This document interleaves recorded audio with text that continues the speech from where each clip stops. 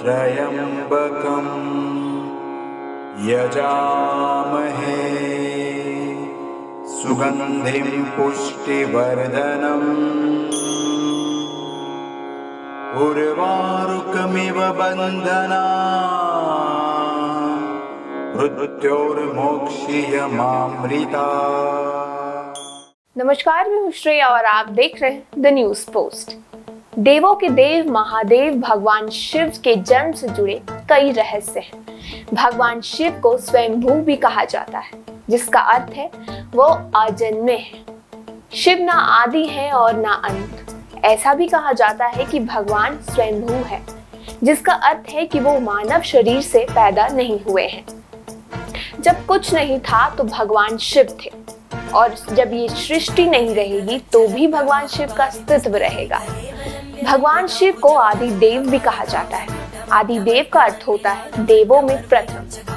भगवान शिव को त्रिपुरारी, जटाशंकर, भोलेनाथ और शिव शंकर भी कहा जाता है। आज हम आपको बताएंगे महादेव की जन्म की जुड़ी कहानियां इस वीडियो में।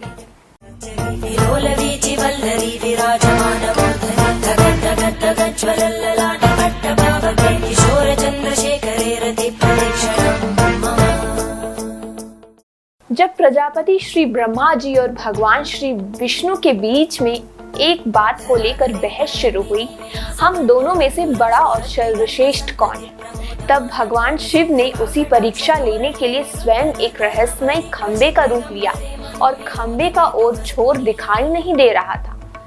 ऐसे में ब्रह्मा जी और विष्णु जी को उस खंबे का पहला और आखिरी छोर ढूंढने के लिए कहा गया, जिसके बाद भगवान ब्रह्मा ने एक पक्षी का रूप धारण कर लिया और खंबे के ऊपरी हिस्से में जाकर खोज शुरू कर दी।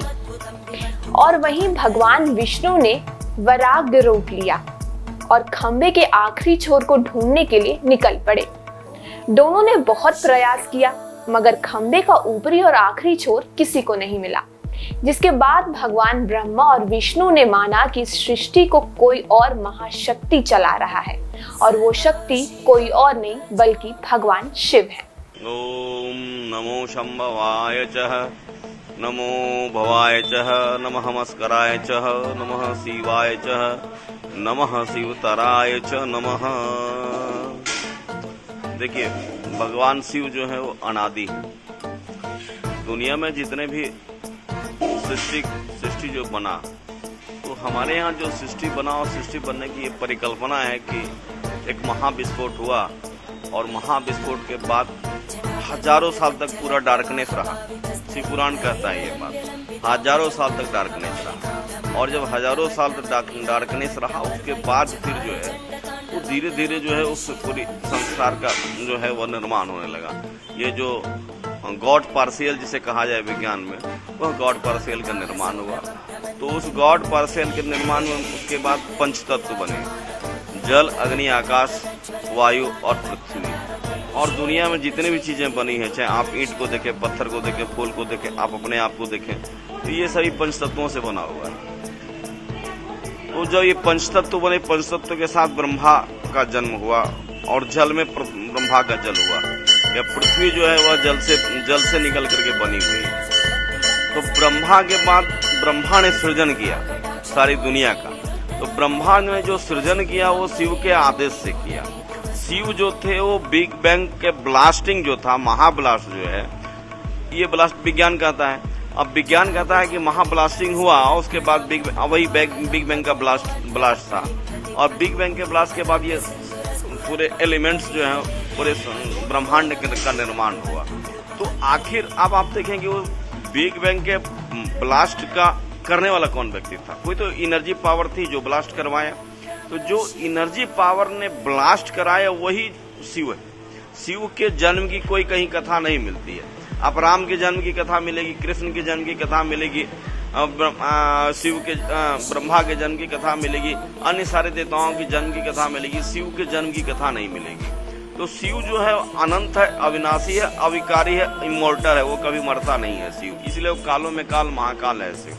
दरअसल शिव के 11 अवतार माने जाते हैं। वहीं एक अन्य पुराण के अनुसार जब ऋषि मुनियों के मन में सवाल आया कि भगवान शिव के पिता कौन है, तो उन्होंने भगवान शिव से ये सवाल पूछा।